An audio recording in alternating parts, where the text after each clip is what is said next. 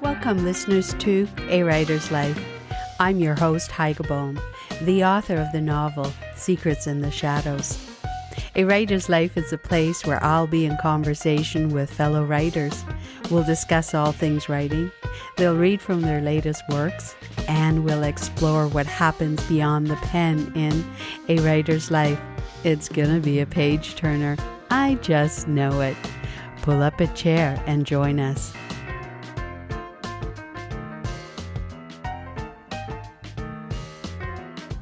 I'm recording on the traditional, ancestral, and unceded territory of the Squamish Nation. Welcome, listeners, to another episode of A Writer's Life. Today, I'm just thrilled. I'm in conversation with Claire Finlayson. She's the author of the book Dispatches from Ray's Planet, A Journey Through Autism. This is going to be an amazing interview. Get ready! Claire Finlayson lives and writes on the beautiful Sunshine Coast of BC. After a 25-year career working as a jewellery designer, she now writes full-time. She has been writing for as long as she can remember, as an essayist and occasionally as a journalist. Her passion is narrative non-fiction, and she published Dispatches from Ray's Planet by Keller Press. It is her first book. Claire served for 10 years on the board of directors of the Sechelt Festival of the Written Arts, the last 3 years as vice president. The festival was founded by her mentor, Betty Keller.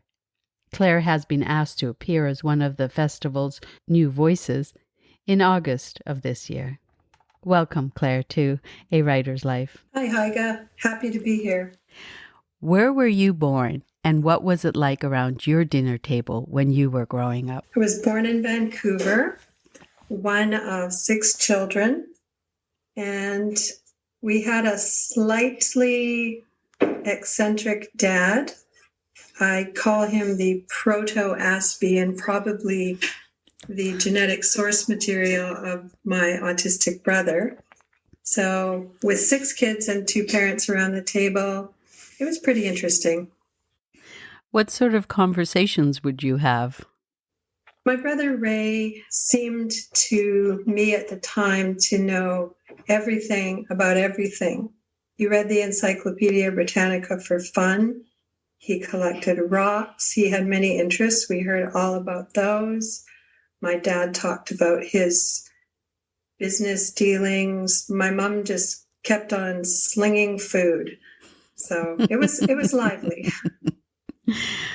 What were some of your favorite books you read as a child? There are books that I got completely lost in when I was a kid. A couple of them were well above my ability to truly understand. It's kind of funny since I'm a nonfiction writer and generally a nonfiction reader, but there was a book called The Scarlet Pimpernel. I think I was a young teenager. I started reading that on the bus on the way to school. And I went and sat in the gym and I kept reading and I heard bells and kids came and kids went by. I couldn't tear myself away from it. It was a love story and a historical story. Mostly the books that have influenced me have all been nonfiction, but for some reason that one really stands out. Had you always known you wanted to be a writer? Unequivocally, yes. I haven't known I wanted to be. I just am, and I just was, and I always was. And I still have my books that I wrote in from when I was about 11 or 12, and I just never stopped. Once email became the new technology, I jumped from handwriting to forcing my friends and family to read what I'd written. But yes, I can't not write, and that has always been the case. Nice.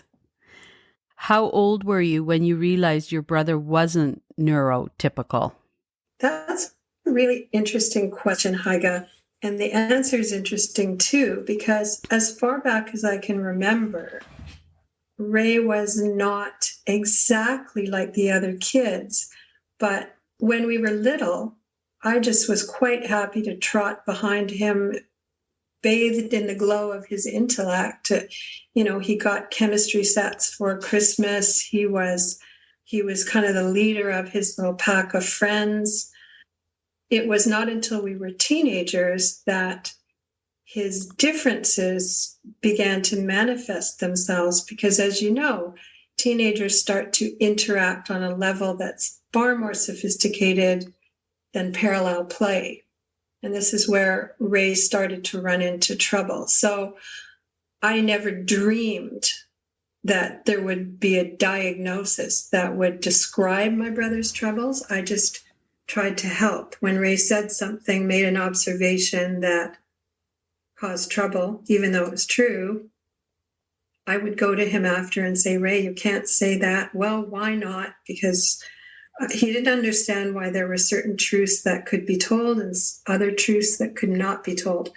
So I would say since we were teenagers, I've known that Ray had difficulty with things that seemed obvious to me. And that was hard for me to get my head around because he was so much smarter than me. So why couldn't he understand that you don't make a comment on how fat your auntie has gotten, even if it does? So, but it wasn't until we were in our 40s, late 40s, that I first heard this term, Asperger's syndrome. And I started reading and conversing with Ray and saying, Ray, I think this is you. So it was a long process to actually come up with a name and a label, you could say. And Ray's not particularly comfortable with that label, but it helped me do further research. Did your mother and father suspect anything different about your brother? And if so, were there family discussions? Did he get into different kind of trouble than you guys? And how did your parents deal with that? Yeah, again, an interesting question with a complicated answer, because I referred to the fact that I think my dad, who was an eccentric person, is the genetic source material of Ray. So the two of them, while we were growing up, got into interminable debates and discussions. And my dad once told me, it broke my heart, that we were all at a restaurant and Dad had to squeeze behind Ray's chair, and he affectionately put his hands on my brother's shoulders. And Ray whirled around and said, "Don't ever touch me." And Dad said, "And I never did again." But of course, we had no frame of reference. Like, I now think that wasn't Ray rebuffing his father's affection. I think it was Ray reacting to a surprise attack. So there were difficulties based on the fact that Ray is an autistic person, but none of us knew it. And after I started researching it and realizing that Ray ticked a lot of these boxes, I asked our mom, now elderly, was Ray normal? Was Ray different? What was it like raising him? And she said, well, he was always just Raymond. My mom had way too many kids to be reading books on psychology. What triggered you to start to do some research on your brother? And what type of research did you do? The first book I delved into was a biography of the Canadian pianist Glenn Gould. I had heard an interview on the radio with a man who'd written this biography. His name was Peter Ostwald. And he happened to mention that Gould was now posthumously thought to have been autistic. And he used this term, Asperger's disease, which in the early days, Asperger's syndrome was called. And I thought, there's something about Glenn Gould that reminds me of my brother. First of all, they bear an uncanny physical resemblance. And it wasn't that Gould or that my brother was, a musical prodigy. He's not. But something about Gould reminded me of Ray. So I read this biography and I passed it over to Ray and said, Ray, there's something about this musician and you that's the same. And they say he had Asperger's disease. And Ray said, well, I'm not so sure about the Asperger's bit, but me and Gould, we're the same. He said, we are two dimes in a barrel full of nickels. He is a fellow traveler. We are from the same planet, no doubt about it. So from then on, I felt like I had my first clue, and I went from there. Now I had this term, Asperger's, and there was so much information out there just waiting for me to discover it. And that helped unravel questions that my family and I had most of Ray's life. Interesting. And was there a specific person or book that you read that really clicked with you? Yes. I read Oliver Sacks, an anthropologist on Mars. So Oliver Sacks is a neurologist and a psychologist. He was. His writings are all entrancing because he cares more about what person the disease has than what disease the person has. He's interested in the people behind all these weird neurological issues. So the title was taken from an interview he did with a woman by the name of Temple Grandin. And she said she knew by this time she was autistic. She was one of the first people to come out and say, here's my experience as an autistic person. So Oliver Sacks flew to Colorado, where she is a professor of animal science, and he interviewed her. And she said, I've always felt like I've been transported to Mars and I'm trying to study the indigenous life form. She didn't feel the same as everybody else. So I found that really interesting because growing up, Ray's expression has always been, well, on my planet, we would do it like this. And on my planet, we don't tell little white lies. And I'm like, okay, there's something going on here. Temple Grandin thinks she's an earthling who's been transported to another planet. Ray thinks he's from another planet and been transported to Earth. But they had similar issues, similar anxieties, similar inabilities to understand the neurotypical game, which my brother invented a word for. He calls it goonbalong. That's the game of the social dance that people do, where you're marked on your performance, not necessarily on the truth of it. So Ray and I actually went to see Temple Grandin when she was lecturing in Vancouver. And within 5 seconds of her stomping out onto the stage, Ray said, I like her. And so then I read everything Temple Grandin wrote. And it was very important to me. And the similarities just continued to accrue. And by the way, in the end, when I was finishing my book, I took a chance and wrote to Temple Grandin and asked her if she would read the manuscript. And if she liked it, would she endorse it? And she did. She phoned me from Colorado. She's a person without an ego.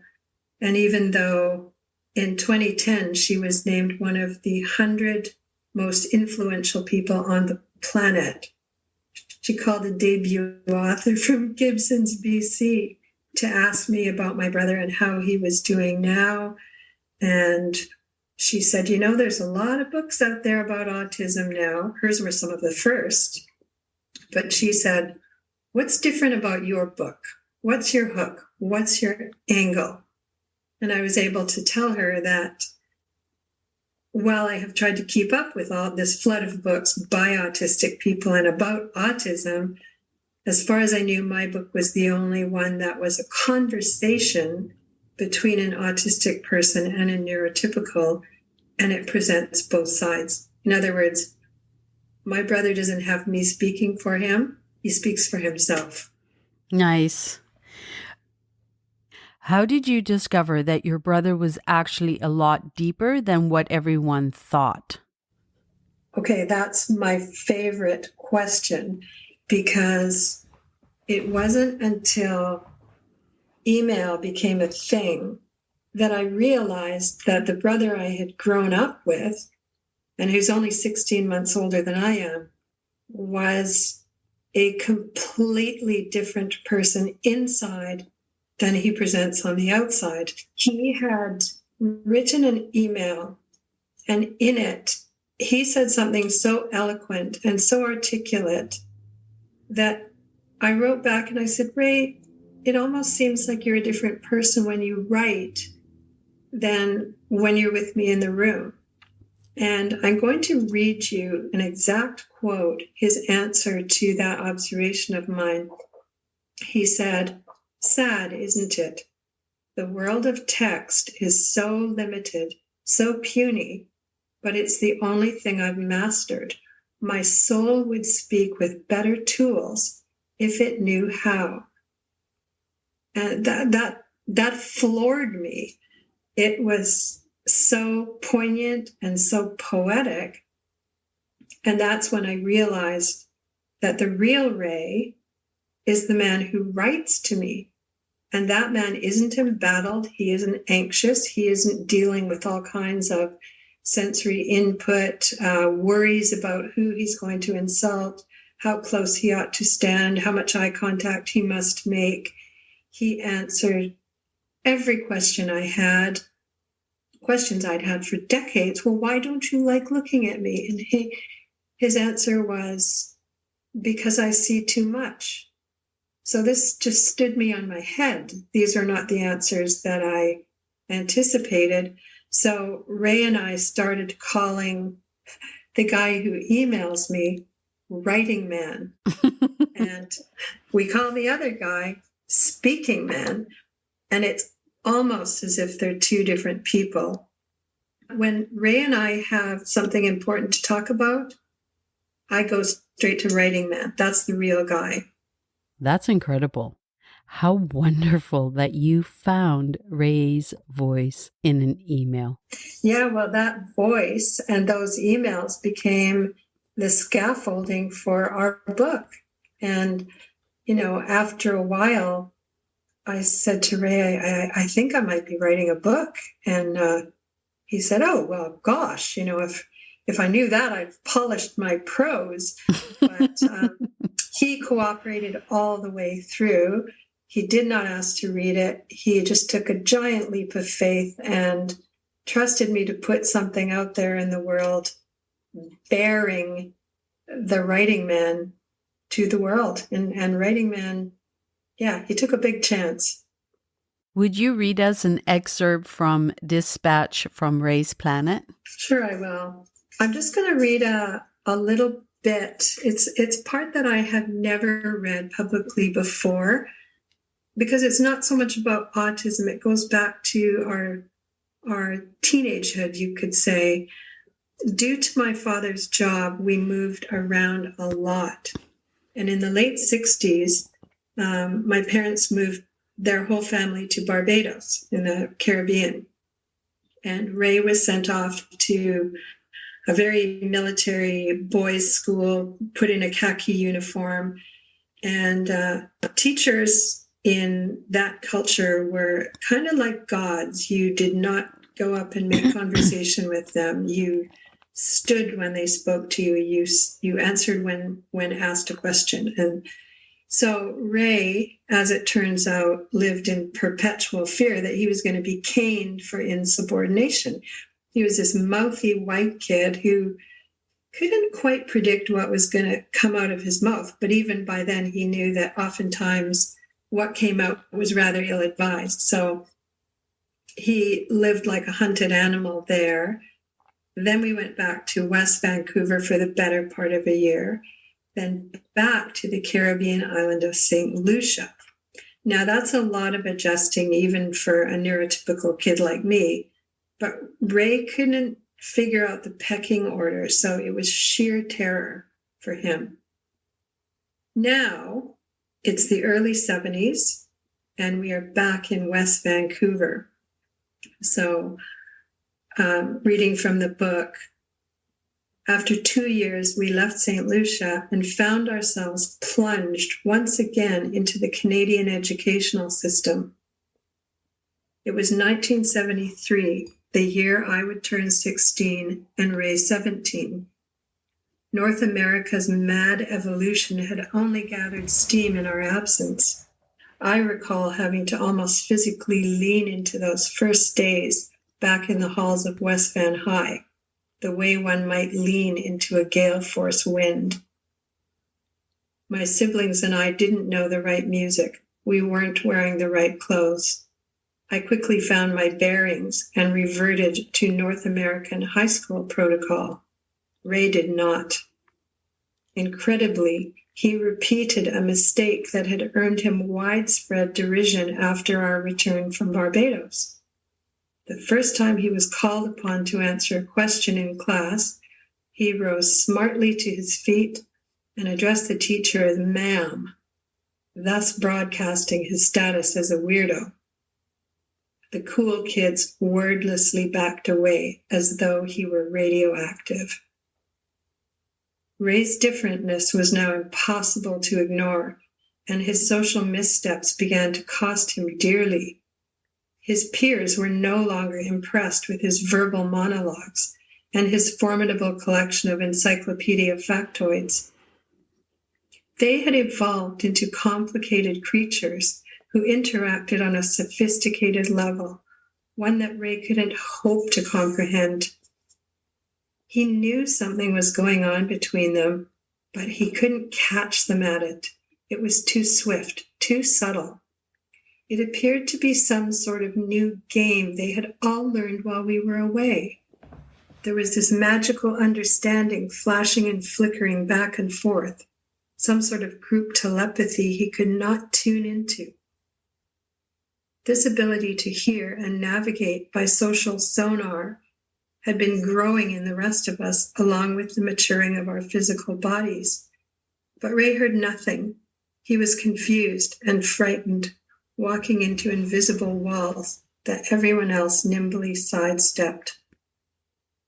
He tried to get out of sticky situations the only way he knew how, by commandeering conversations and steering them toward areas in which he was knowledgeable. But his strategy often backfired.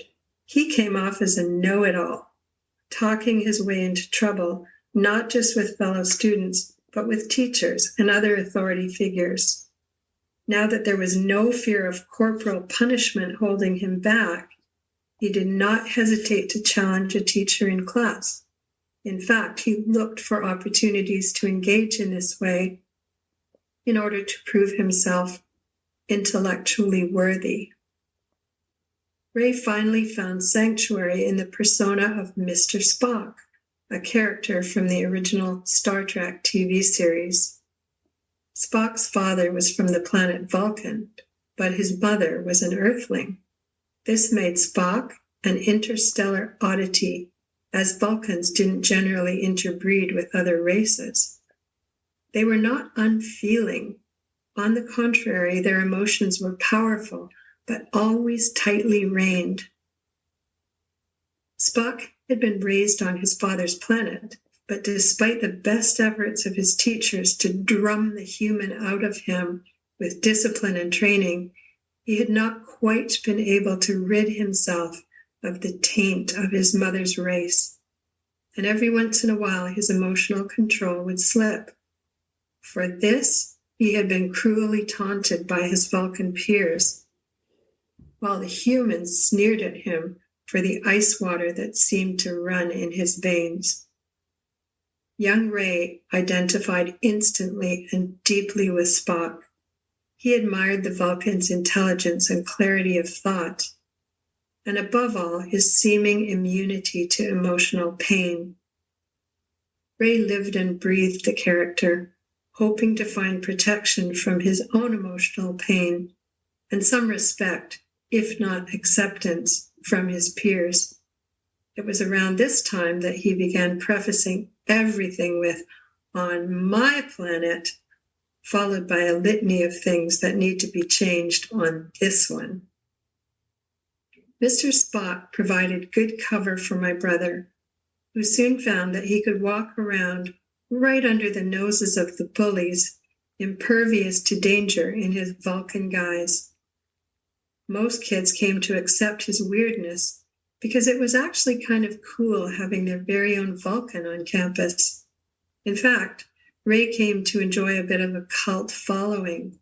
Students would silently raise their right hands as they passed him in the hallways, giving the traditional Vulcan salute that Trekkies know so well. Ray was not displeased. He knew who the superior race was. That's brilliant. Well, and it was brilliant, Heige. It was a way, Ray says now, of hiding in plain sight. He had no diagnosis.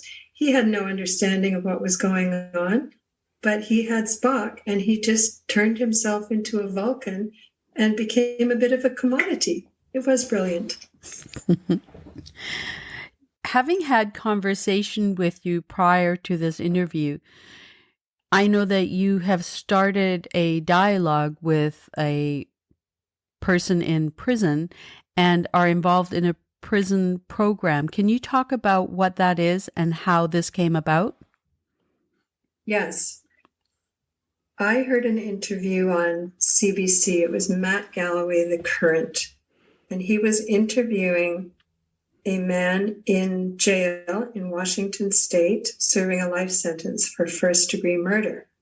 Now, while in solitary confinement, this inmate, Christopher Havens, discovered math.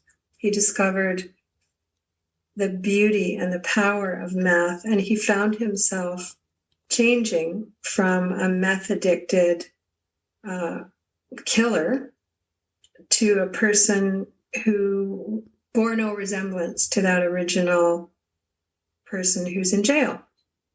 So math changed him so much that he wanted other inmates to have the same opportunity as him to know math. He decided that the only thing he could do in the service of justice was to reduce recidivism in other inmates by helping them find what he found.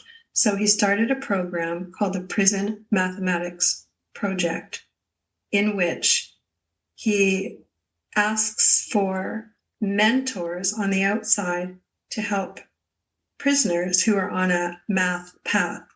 He teaches math in prison. So I heard this interview and I'm like, boy, have I got a tutor for you. My brother worships math.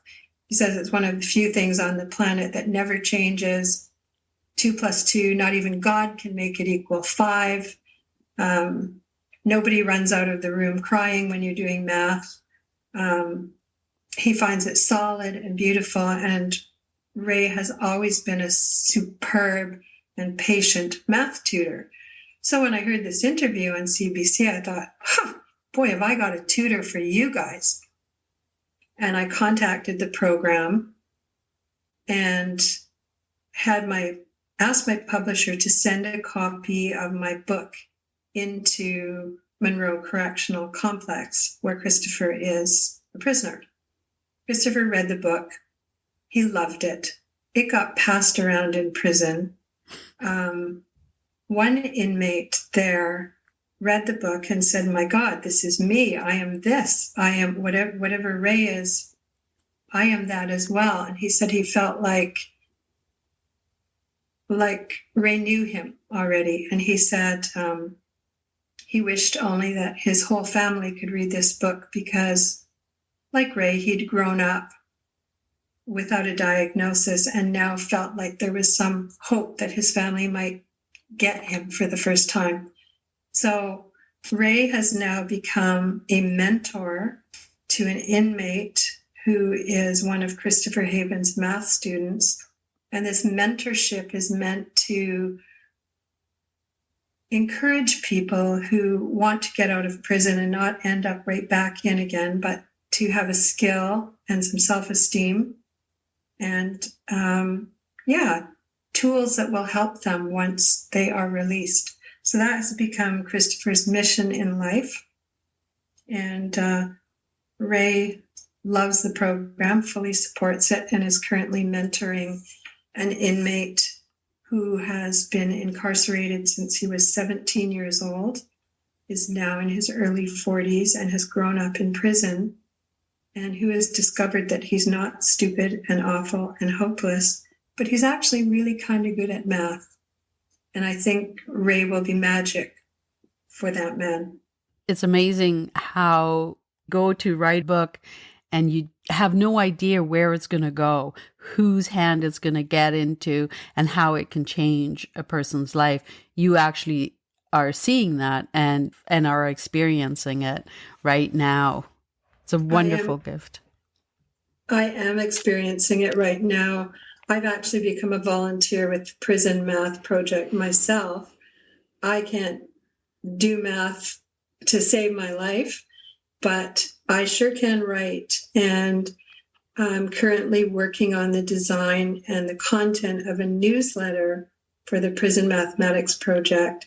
And my part will be volunteer spotlights and participant spotlights. So it's always the stories that interest me, not the continuing fractions. And the language these mathematicians use is a different language to the one I have. But in sort of throwing my brother into, I didn't exactly ask him if I could volunteer him, but in throwing him over the walls of the penitentiary, I kind of ended up there myself. And I now correspond with a number of inmates who are fascinating people who've got real plans for how to make the world a better place. It's lovely. You told me a story about you were invited to speak with a bunch of mathematicians on a forum. Can you talk a little bit about that? Yes. After Christopher had read my book, he invited me to speak at a mathematical conference he arranges for inmates on Pi Day. And I said, well, when's Pi Day? And this just shows my ignorance because Pi Day is always March 14th, 3.14, the first three digits of pi. I didn't even know that. And I said, clearly I do not belong there. And he said, you just don't get it, do you? He said, our theme this year is human flourishing.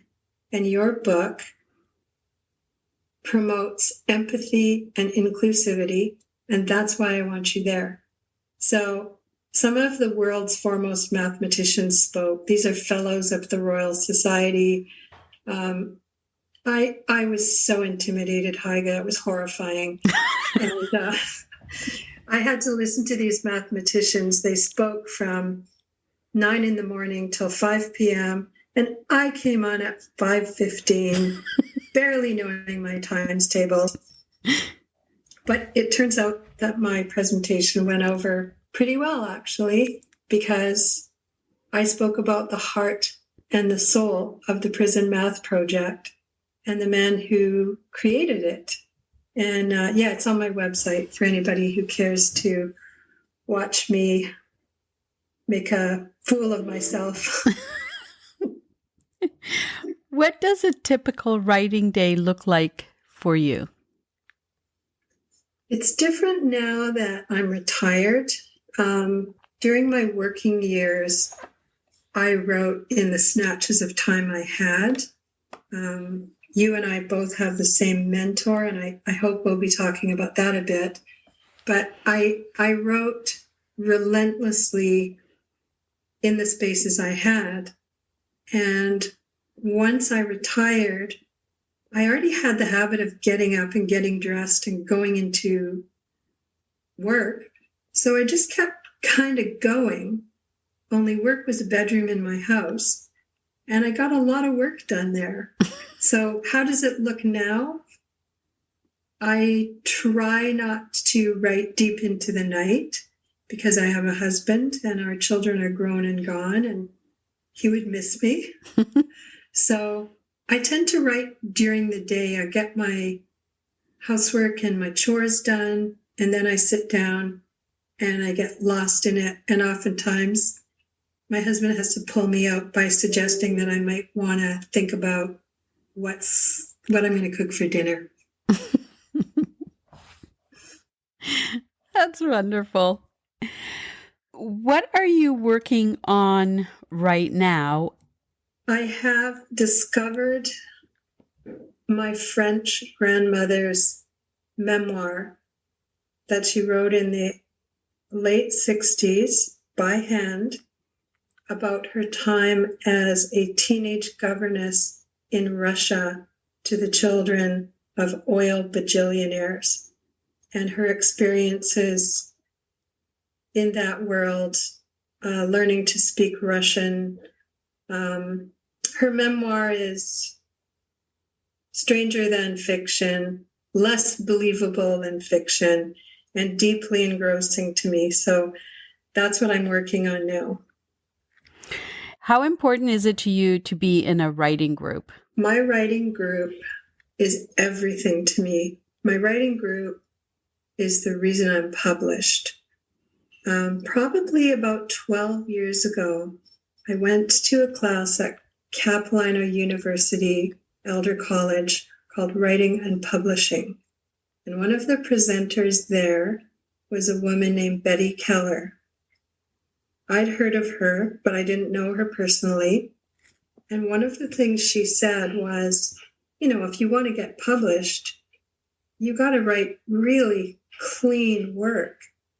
And if you want to write clean work, you're going to have other people's eyeballs on it, because it's so easy for you to not see the gaps in your own writing because you know the story. But she said you have to take your writer by the hand and not let it go. So after her presentation at Cap University, I went up to her and said, well, how do you get other people's eyes on your work? And she said, well, you can send me 2,000 words, and if I think it's good enough, I'll invite you into one of my writing groups. And of course, you and I are both some of her longtime students and fans, both of us now published, thanks to this legend. But her groups are small. They consist of herself and 3 writers, and we bring our work. We each take turns reading our work and having a thorough critique of our own, and then we critique each other's work. And that way, the work just simply does become better because you have the input of these people who are committed to the process, same as you. So you and I think we're 2 of the luckiest writers on the planet because we have this national treasure. And in fact, as you know, Betty is the recipient of a Lifetime Achievement Award for BC Literature for 2021. There's going to be a marble plaque installed at the Vancouver Library. She's won so many awards, I'm not even going to list them. And I love the fact that I served as a director on the Festival of the Written Arts, Canada's longest literary festival celebrating Canadian writers. As you know, that festival was founded by our mentor, Betty. So I was a director last 3 years. As you said in my bio, I was the vice president. And now I've been invited to be one of the new voices at that very festival on August 15th. So this is a ginormous honor. Do you have any tips for people listening who want to write a memoir? Yes, I do. I mentioned Oliver Sacks, the neurologist who wrote about Temple Grandin and was so key to my own voyage of discovery.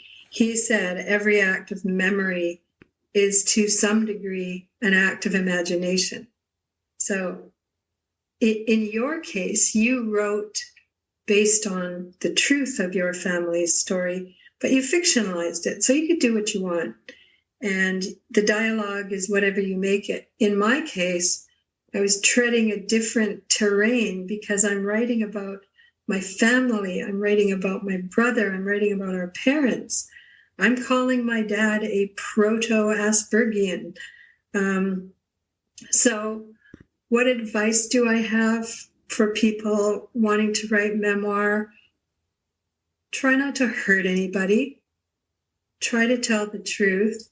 And best of all, if you're a writer and you have things you can dip into and reference, like my neurotic collection of emails, these pin down facts. They can't slither away once they've been written. When I have an email with something important in it, I'm keeping it because I can refer to it. So even as in the writing of this book, Ray would say, oh no, I never said that, or that didn't happen until this particular year. I just dig up the email. Nope. I thought Ray maybe would have some kind of crystal clear, photorealistic autistic memory, but Ray is human and he's subject to making errors of time and fact, same as the rest of us. So keep notes. That's, if I had to boil it down to 2 words, it's keep notes. Claire, what do you do when you're not writing or researching? What do you do to clear your mind or get new inspirations? My husband and I are kayakers, and we live in a beautiful part of the world where the water is not far away. And when I'm paddling, I'm writing in my head. I'm looking at everything around me and thinking, how would I describe this? If I were to write this, what would I say about the color of this water and this seal who just popped up his head and looked at me? The other thing that helps clear my head and focus my thoughts is getting my hands in dirt. So I garden, I sew, I cook, I bake. Mostly what I want to do is write. Claire, thank you for sharing your life, a portion of that with myself and to listeners. And thanks for shedding a light on autism, Asperger's. It's been an absolute pleasure and I've learned a lot. Thank you so much. Pleasure for me too, Haiga, and I love our connection through our mutual mentor, Betty. And I love that you invited me, and thank you very much for having me.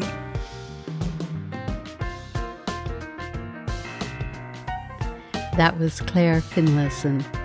If you want more information on her and her book, Dispatches from Ray's Planet, A Journey Through Autism, please check the links below.